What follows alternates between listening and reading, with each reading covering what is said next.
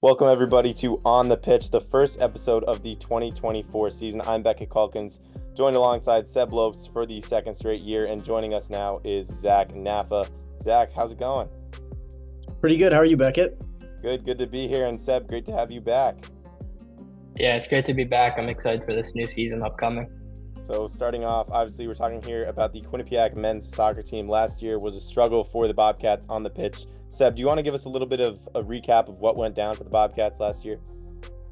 Yeah, the Bobcats ran into a tough season. The year prior to last season, they were actually very good. They wound up making the playoffs, and it was a very entertaining season to watch on the pitch, off the pitch, how the guys had chemistry in the locker room and how they were just bonding together. And then this season, they just had some struggles. They really struggled scoring-wise. So offense-wise, they were running into trouble. They were taking plenty of shots, just they weren't able to find the back of the net much. In the midfield, they struggled to get the ball around. They struggled, just had some tweaks that they needed to make there. And then defensive-wise, they were pretty solid. Goalkeeping-wise, Netzel stood his ground, and he did very well. They played a ton of close games, a lot of tight losses by one goal, and that came down to some mental lapses that they ran into. So that's something that we have to keep an eye out to see if they manage to fix this season. And Zach, I know you had some numbers looking at last year. Yeah, I mentioned those 1-goal losses. 4 of those came in conference, along with 4 ties. Those are some winnable games, and those 8 games. Those are your entire season right there. You win just half of those, you make a big difference in those standings, and maybe we're talking about this team a lot differently right now. So, Zach, we've talked a little bit about last season, but now going into this season, there's some new faces in the locker room for the Bobcats. Name a key player or two who you think that will make an impact among joining the Bobcats.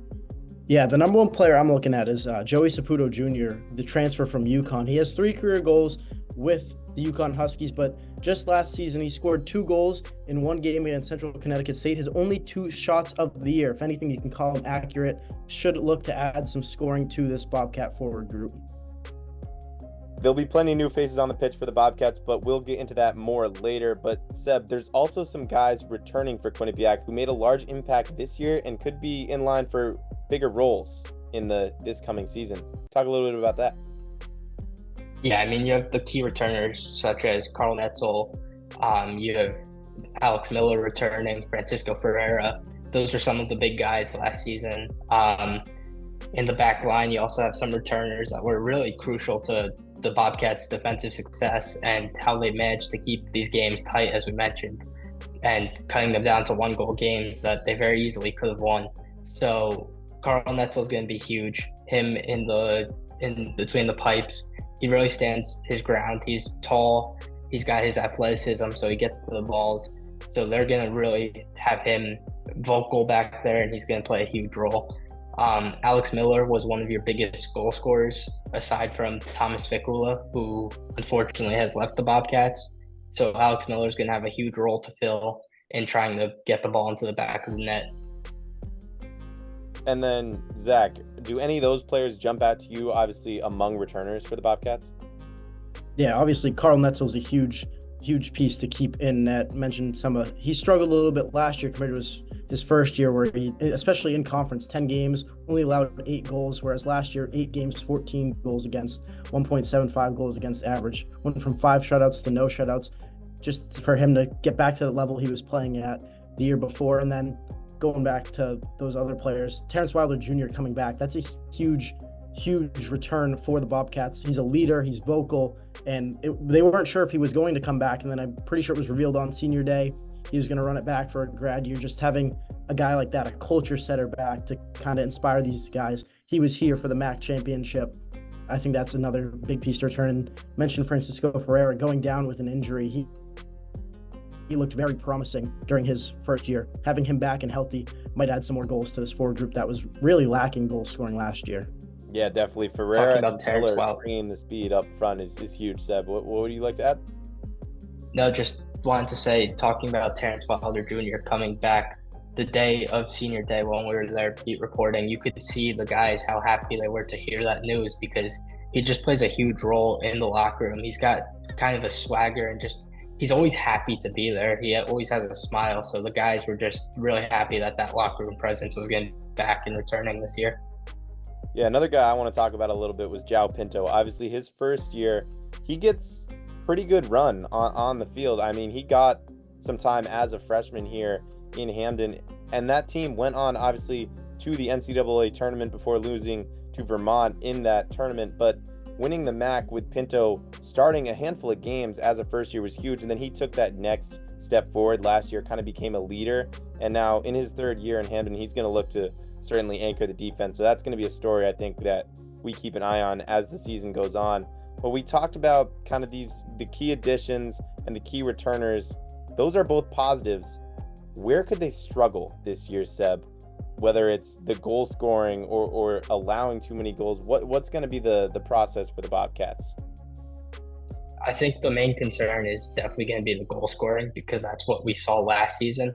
And there haven't been massive improvements this offseason in terms of just that kind of spark and that kind of just a real goal scoring prowess, kind of like Holland in the Prem. So that's going to be something that the Bobcats are going to have to look to. Again, Alex Miller is going to have massive shoes to fill. He really played a big role in the Bobcats scoring when they didn't have much going for them. And then I think in the back line, the biggest thing is going to be their voices. They're not going to be as vocal. They're going to need someone to step up and be very vocal, because that's a role that Luke Allen really filled, was just how vocal he was in that back line. He always had the guys connected. He always had them making sure that they were staying in form in terms of the offside trap and all kinds of stuff like that. So some crucial pieces that you need as a defenseman to keep the guys in front of you as long as your back, as well as your back line. That's going to be something that the Bobcats are going to need a voice to fill. João Pinto may be able to do that for them. We've made it this far into the episode with barely mentioning Brock Austin. Obviously, the preseason MAC Player of the Year last season, had a fantastic season in his 5th year in Hamden. Now, obviously, he is no longer with the Bobcats. Austin, Allen, Spicula out. They've got some new faces coming in, but it's a tough schedule this year for the Bobcats. Obviously, we can talk a little bit about the MAC preseason poll that had the Bobcats slated 6th. Zach, what was your initial reaction to that ranking when you saw that come out on Wednesday?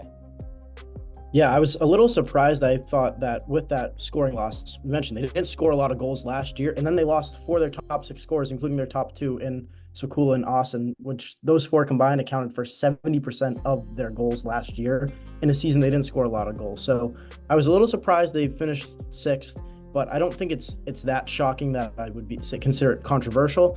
I just think that we're going to need to see a lot of improvement from players in-house, such as the Ferreiras, the Millers, the Cabezas, the Pintos, just to even get to that 6th spot.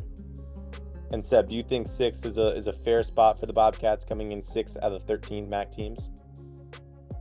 Yeah, I think 6th was fair just because of, despite their issues in the goal scoring department, as we've mentioned, they had positives going. It wasn't a fluke or anything that they were in these tight games only losing by 1. So there was always a bright side every game that you watched. And so they have potential. I think the biggest thing is that the team really needs to gel, and just they have to get a little bit more chemistry, because I think that's something that they lacked too. They weren't very connected with each other, it didn't seem, on the pitch. So that's something that could lead to their success this season. And one thing that kept the Bobcats in a lot of games last year wasn't necessarily on the field, but on the bench, and that's Eric DaCosta. He's now entering his 20th season in Hamden as head coach of the Bobcats. What do you think that means, not only to him, but also to the rest of his guys?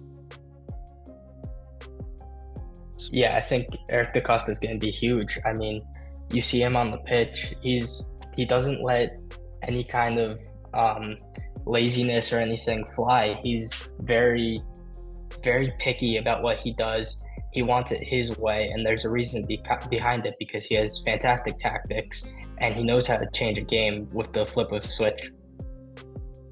All right, we're starting to run out of time here, but the 2024 campaign will get underway in just over a week on August 22nd. Quinnipiac will be taking on Providence. Before we go, guys, can I get a score prediction from each of you? First, Seb, let's go. Let's go 2-1. 2-1 in favor of? The Bobcats. All right, Zach? I was also going to say 2-1, but I was going to pick the Friars. All right, we got 2-1, 2-1. I'll keep it even here. We'll go 2-2. It's a draw in the first game for the Bobcats. Thanks, everyone, for tuning in to our first episode of On the Pitch in 2024. I'm Beckett Calkins, joined alongside Zach Naffa and Seb Lopes.